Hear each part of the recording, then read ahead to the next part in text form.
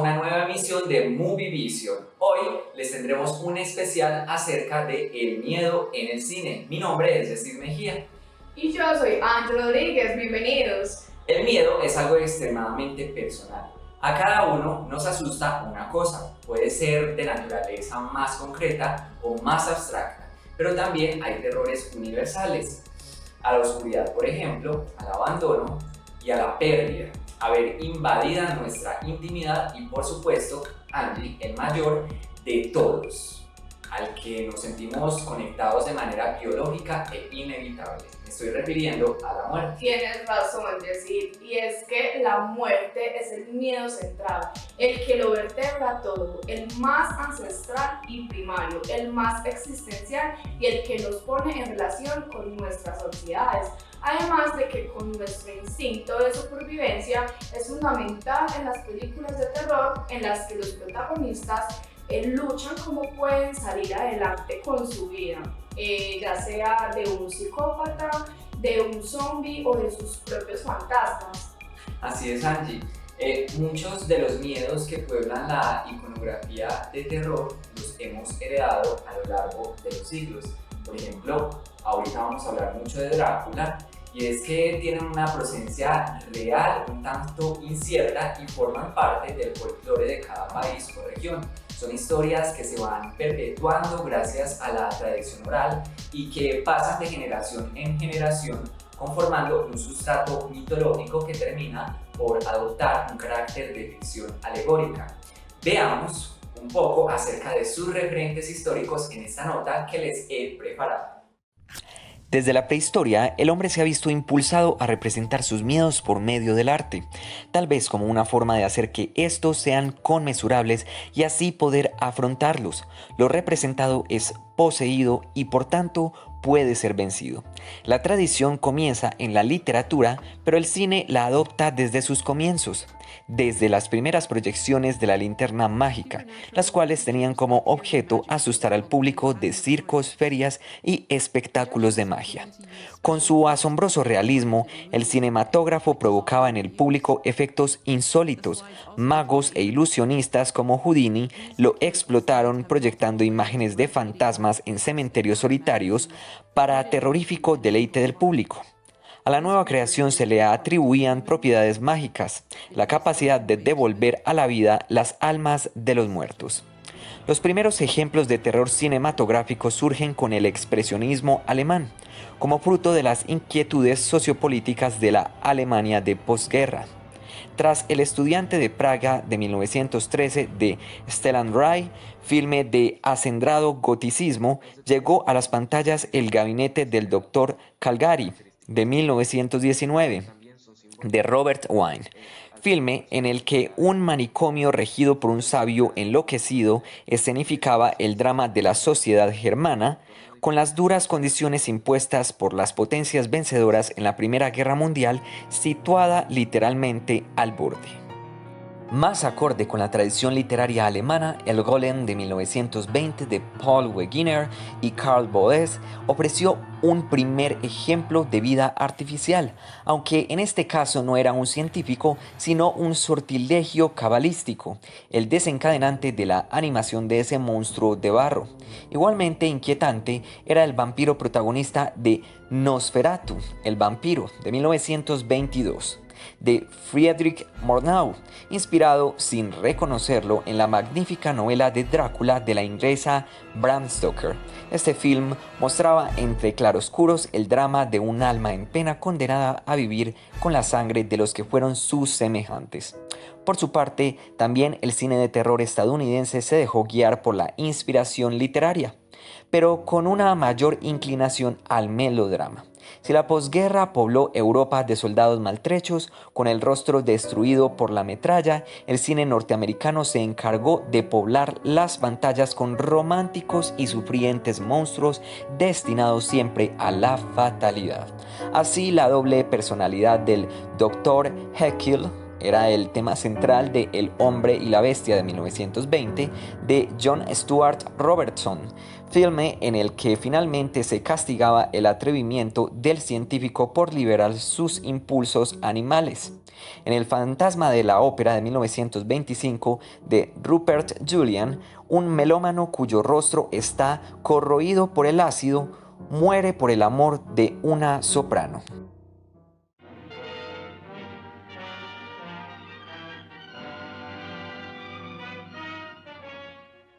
I am Dracula.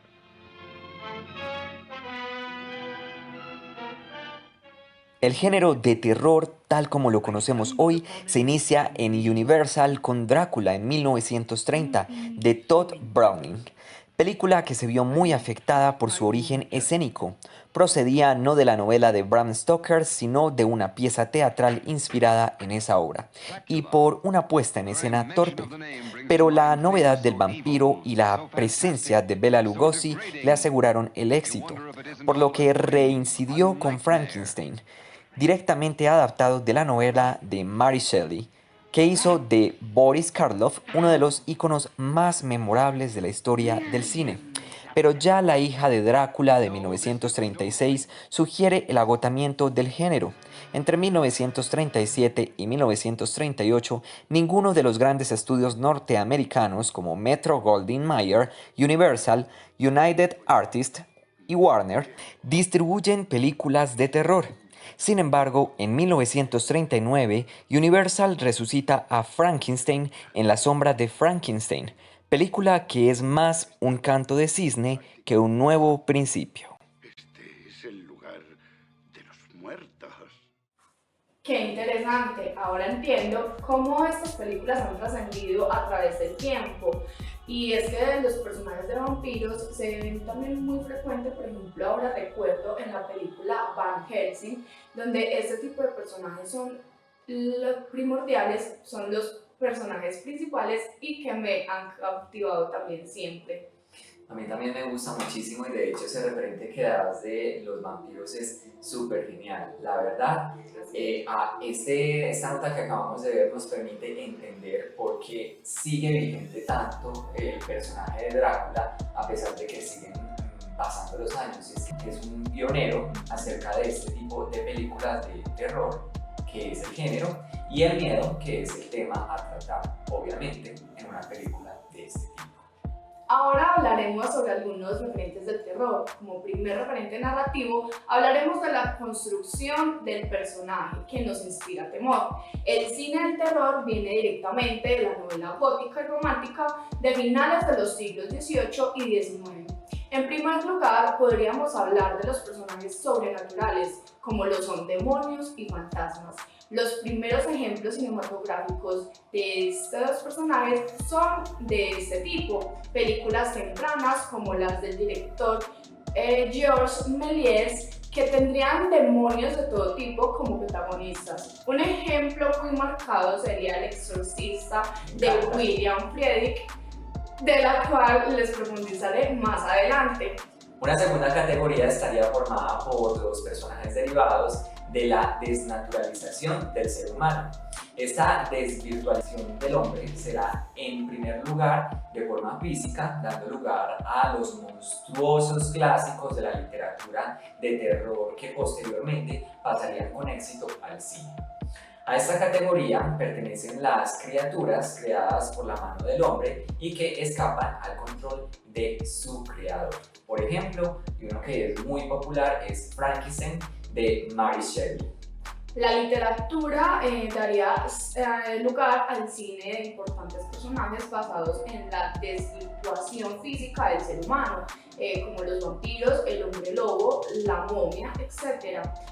Una referencia de este tipo sería Drácula de Bram Stoker, el gran referente literario de sus numerosas versiones cinematográficas, que evolucionó hacia el terror psicológico cuando el cine del terror desarrolló posteriormente personajes desvirtuados psíquicamente, dando lugar a numerosos filmes protagonizados por asesinos perturbados y psicópatas, con el gran referente moderno de como Silencio de los Corderos.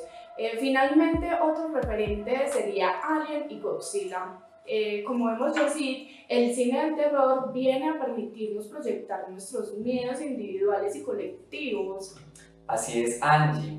El ser humano tiene una enorme capacidad de aprender de los demás. Ver películas de terror es una forma de gestionar nuestros miedos de una forma muy alterada, sometiéndonos, por supuesto, a una pequeña cantidad del mal con el fin de exorcizar nuestros temores. Eso sí, Yesid, cómodamente sentados en la butaca del cine. Extraño ir al cine. Sí. Bueno, Angie, pero hablando de todo esto, nuestros televidentes se deben preguntar qué mecanismos utilizan los directores cinematográficos para provocar en nosotros estas emociones. Las películas de este género utilizan, por supuesto, una serie de estrategias para provocar el temor en el espectador. Cada arte narrativa conlleva implícitamente unas ciertas características especiales a la hora de narrar historias. El cine, sin duda, destaca por su capacidad para crear atmósferas. Angie, te pregunto, ¿qué te causa sensación de miedo al ver una película de terror? Yesid, para mí, por ejemplo, es muy, no sé, me causa una sensación de miedo cuando presiento que van a actuar o se van a percibir actividades paranormales dentro de un lugar. Así es, pues veamos un poco acerca de toda esta atmósfera narrativa, el uso de las cámaras, entre otros detalles. En el caso de las películas de miedo, conseguir esa atmósfera particular que nos predispone a experimentar esa particular respuesta fisiológica es sumamente importante. Empecemos por la alteración de nuestra percepción. En este sentido, la oscuridad es un medio principal. Como seres visuales que somos y de hábito diurno, tenemos un innato miedo a la oscuridad, dado que nuestro principal sentido se ve mermado en ella. Nuestro cerebro necesita información precisa para discriminar lo que nos rodea y tiende a rellenar la información que le falta. La oscuridad nos lleva a pensar en lo que esconde y, como no se controla lo que puede haber allí, causa miedo. La penumbra es el lugar ideal para ocultar nuestros monstruos. La oscuridad y la noche serán, por lo tanto, el entorno más común a los relatos cinematográficos de terror. Podemos también jugar con los aspectos formales del lenguaje cinematográfico para crear una atmósfera que nos convenga, como por ejemplo los movimientos de cámara dinámicos y la abundancia de travelings de acercamiento y alejamiento en huidas y persecuciones. También la profusa utilización de la cámara subjetiva que nos permite evocar el punto de vista del personaje que sufre o está a punto de sufrir las acometidas del mal, reduciendo y seleccionando la información que se nos muestra mediante el encuadre. Todas estas son soluciones comunes de puesta en escena, llevados a sus máximas posibilidades experimentales en ejemplos como La Bruja de Blair o Monstruoso, donde se llega incluso al extremo de que sean los propios protagonistas los que supuestamente nos muestran la acción, filmándola con sus propias cámaras. También podemos dilatar el tiempo cinematográfico para prolongar el suspense. Y así podemos ver esos personajes que de forma temeraria recorren lentamente interminables pasillos, abriendo puertas o escudriñando escondrijos, mientras nosotros esperamos el sobresalto al doblar cualquier esquina o al mirar debajo de una cama. Una estrategia habitual consiste en suministrar al espectador más información de la que dispone el personaje que sufre la acción, un recurso propio del cine de suspense. Así, podemos ver al bañista que ignora un amenazante tiburón nadando bajo sus pies o la despreocupada muchacha que entra en una habitación mientras vemos al asesino agazapado tras la puerta.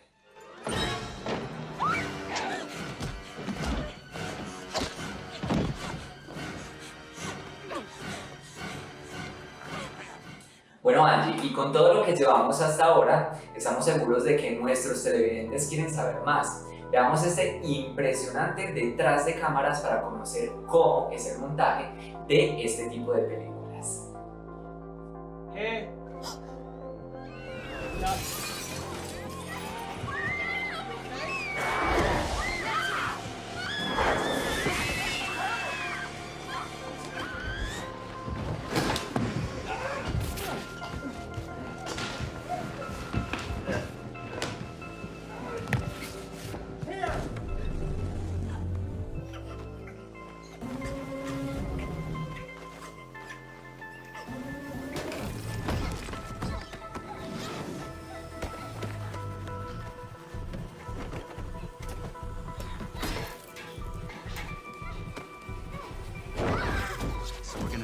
place where we're going to put a articulated stunt dummy in place where she was.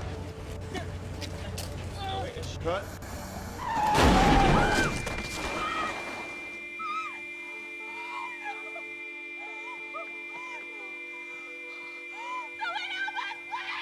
Back. And 3, 2, 1, go. Go. And stop. And door. And chair. Impresionante eso que acabamos de ver, ¿no?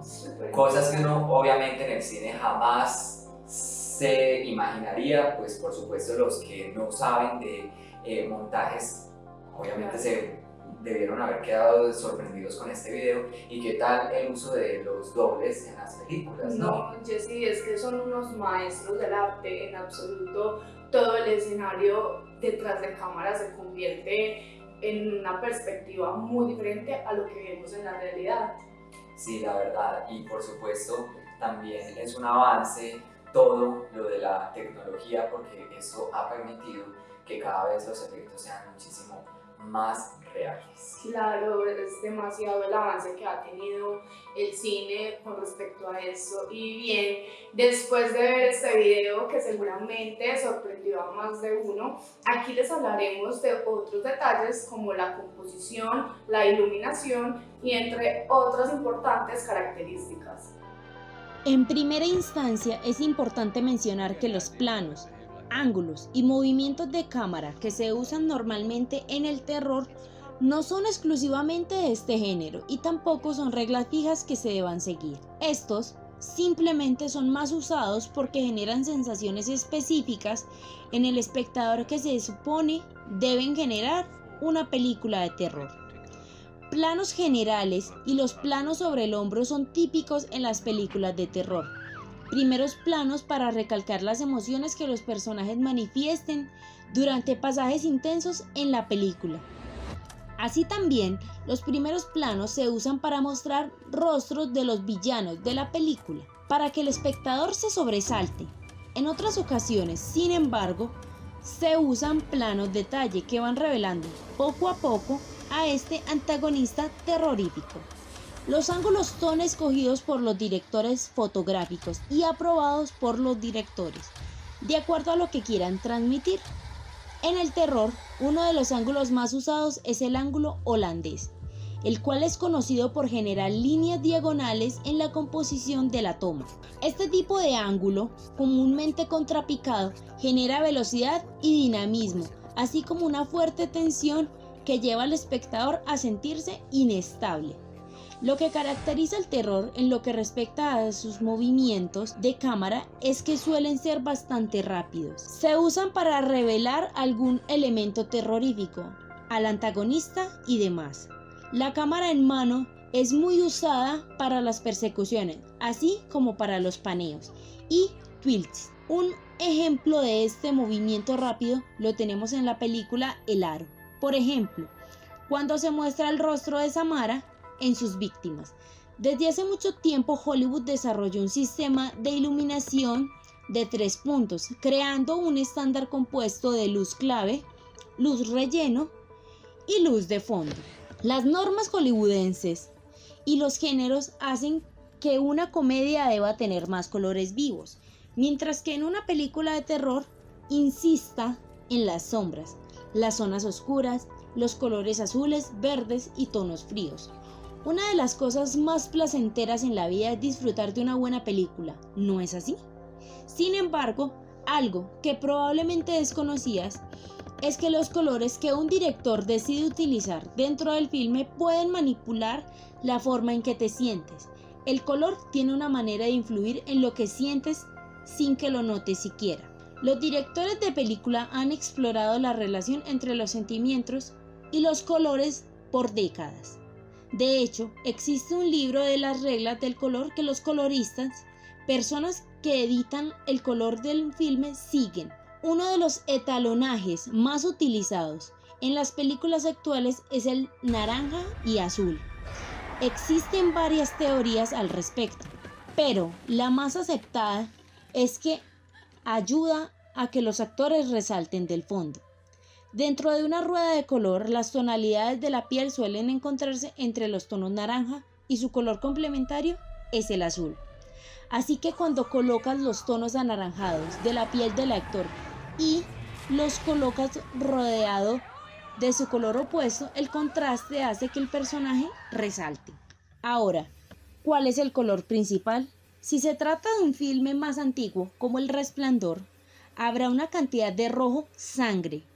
Pero si miras una película más nueva como El Aro, probablemente habrá mucho más azul y tonos fríos. Pero, eso sí, el rojo aún sigue siendo presencia. El color juega un papel fundamental dentro del cine, capaz de acentuar las sensaciones que nos transmiten las escenas que vemos.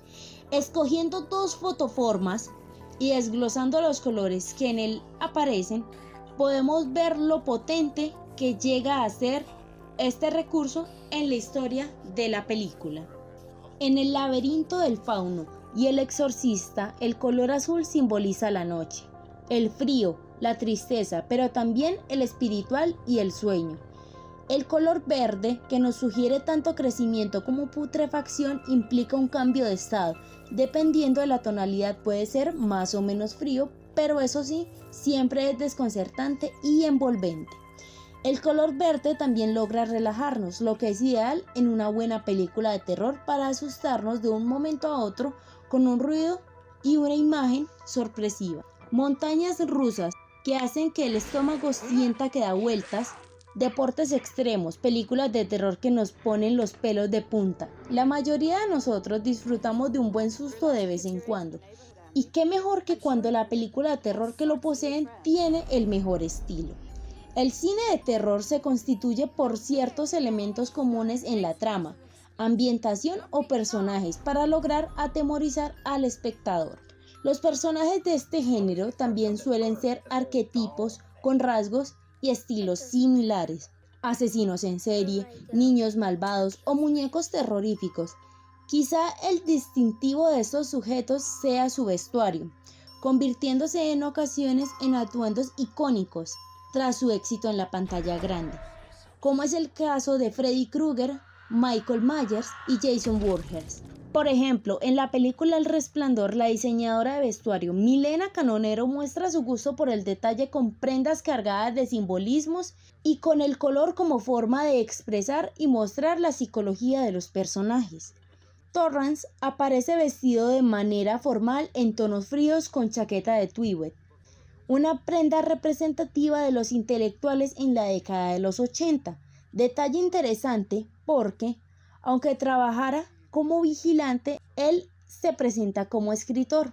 Lo que más llama la atención es la corbata que luce de color verde, en tejido jaspeado, que evoca a un laberinto, como vaticinio de lo que acontecerá más adelante. Colores como el azul y rojo, mismos de la bandera americana, es una manera de conexión entre madre e hijo. ¿Que ir al hotel, supongo? No, yo no, señora Torrance.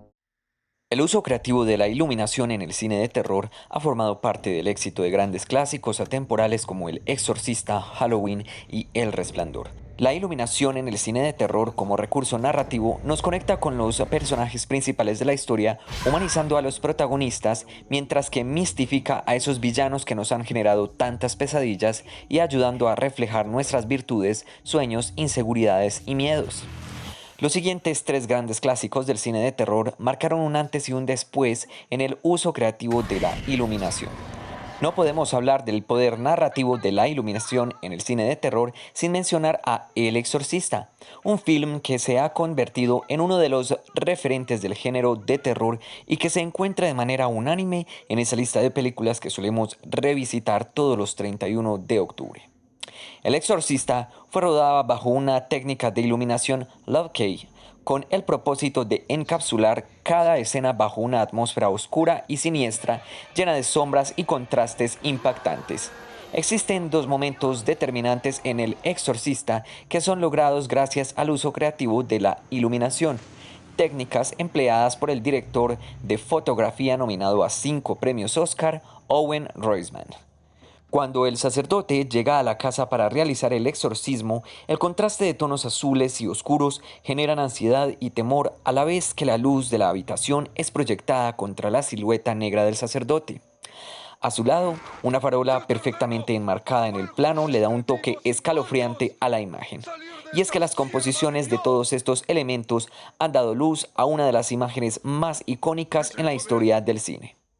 En la escena de la levitación de Regan, solo hay una fuente de luz, una lámpara ubicada en la esquina de la habitación.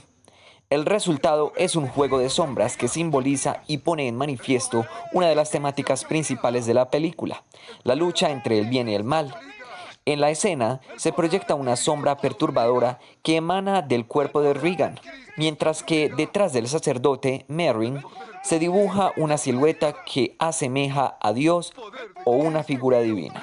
A día de hoy, El Exorcista sigue siendo considerada por muchos, tanto críticos como público, como la película más aterradora de todos los tiempos. Las técnicas de iluminación implementadas por Owen Roizman han contribuido a la evolución del cine de terror y han servido de inspiración para miles de cineastas alrededor del mundo. ¡El poder de Cristo te obliga! ¡El poder de Cristo te obliga! Él te expulsó por su cruz ensangrentada. No desestimes mi orden, porque sabes que soy un pecador. Bueno, indiscutiblemente el color rojo es uno de los más predominantes de todo lo que acabamos de ver, por supuesto por la sangre, obviamente terror y miedo sin sangre, pues no es tanto. Entonces, bueno, yo sé que tú nos tienes preparados aquí un análisis espectacular. Claro que sí, Jessie. Ahora profundizaremos sobre una de las películas más taquilleras del cine del terror, que sería El Exorcista. Esta película es del ranking más taquillero y más premiada de la historia sobre este género. Incluso tiene premios Oscar y por supuesto ha sido un parteaguas entre las historias de terror que ha inspirado a muchas, porque cuántas de exorcismos no hemos visto, demasiadas. Y por supuesto, inolvidable, me recuerda mucho a mi niñez. Obviamente cuando la película se estrenó todavía nosotros no habíamos nacido, pero sí recuerdo cuando la veía en DVD y la verdad, pues a mí me parece que sigue siendo aterradora. Es muy intrigante. Adelante. Ocasionalmente surge alguna cinta de corte más tradicional perfectamente disfrutable en el terror, pero a la hora de la verdad todos nos acordamos de las que al menos creemos son grandes pioneras como referencia. El Exorcista de William Friedkin de 1973 es una de las principales películas cuando se habla de las mejores películas del terror de la historia, tanto por su función como génesis del cada vez más ingrato cine del exorcismo como por sus méritos artísticos. Hicimos un análisis general cuando el cine del terror americano pasaba por una etapa de transición a comienzos de los años 70.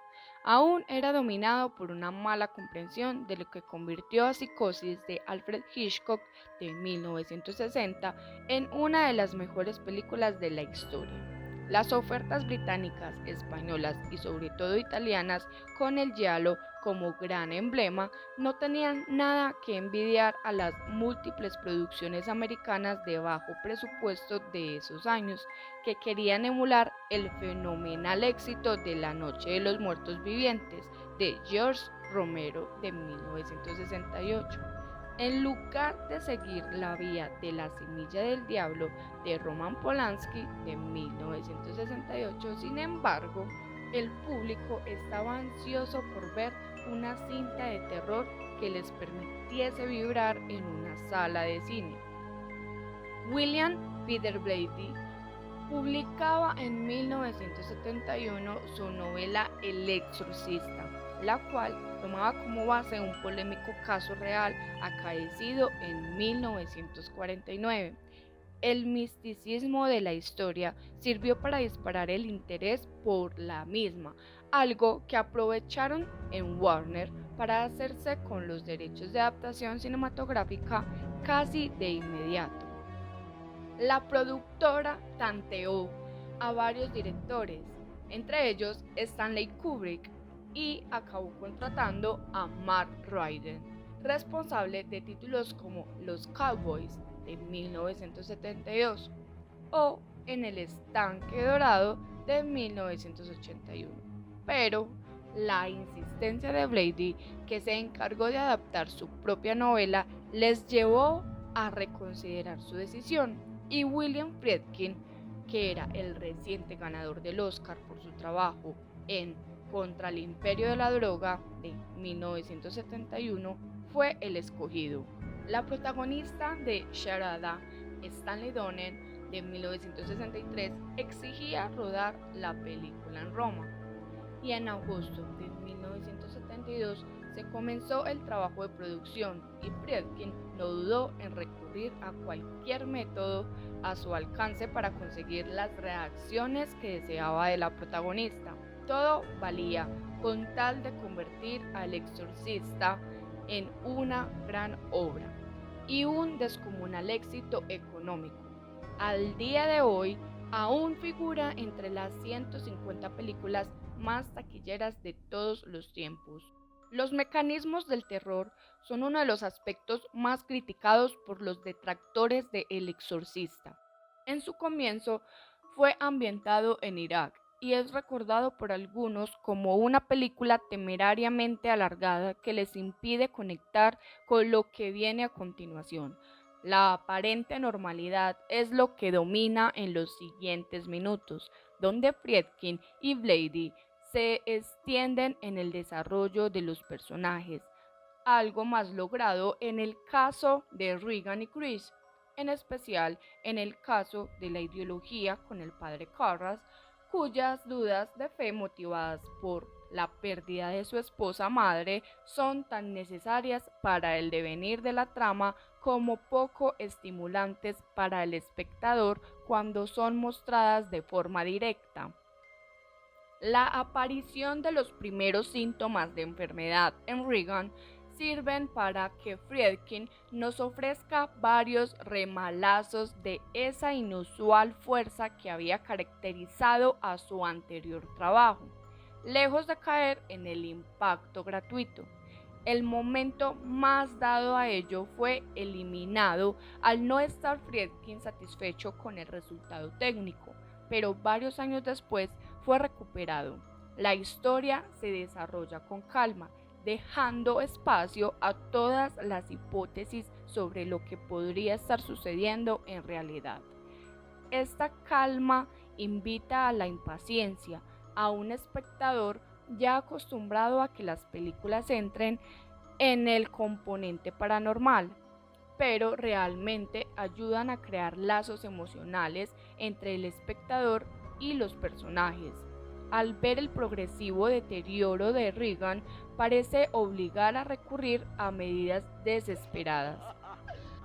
El exorcismo llega a un punto en el que Friedkin se ve obligado a dejar de lado la eficiente sutileza con la que se había desarrollado la historia hasta entonces, pero no cae en el error de dejarse llevar por el histrionismo de la situación. Sí, Regan suelta auténticas barbaridades por su boca y hay trucajes visuales muy llamativos, como la cara del revés, Regan flotando durante la sesión del exorcismo, etc. Pero él prefiere mantener la sobriedad visual para no exagerar más de la cuenta la situación. Eso se traduce en grandes momentos que perdurarán por siempre. El desenlace y la música. En el desenlace del exorcismo se resulta un tanto precipitado por la aparente necesidad de resolverlo de forma impaciente. Hasta ahí se había apostado por un intimismo, tanto visual como emocional. Solo la inmejorable utilización del tema Tubular Bills de Mike Oldfield rompe un poco tanto como esa línea dominante como con el uso mayormente incidental de la música durante toda la película, que había reforzado una tensión creciente que se rompe de forma un tanto decepcionante tras alcanzar su clímax. En el cierre, no es más que una forma de relajar al espectador antes del desenlace y ver que todo ha vuelto a una aparente normalidad. Puede que todo el aura que rodea al exorcista haya hecho que se exageren un poco sus virtudes, pero estamos ante una película que se toma en serio el cine del terror y se va desarrollando la historia con calma, mimando a sus personajes, algo que ya le daría de sobra para estar muy por encima de las demás. El buen trabajo del elenco, la acertada aproximación de la puesta en escena de Friedkin y alguna escena que ha pasado al imaginario colectivo la convierten aún hoy en la mejor película sobre exorcismos de la historia. La competencia también es cierto que es bastante pobre y tengo serias dudas de que vaya a ser superada en el futuro. Espectacular, definitivamente El Exorcista siempre va a ser de mis películas favoritas. Así es, ha sido alucinante todo lo que hemos conversado en el día de hoy sobre el tema del miedo en el cine. Y bueno, nos vemos en una próxima oportunidad. Muchísimas gracias por acompañarnos. Les recordamos que nos sigan a través de nuestras redes sociales. Hasta una nueva oportunidad. Chao. Chao.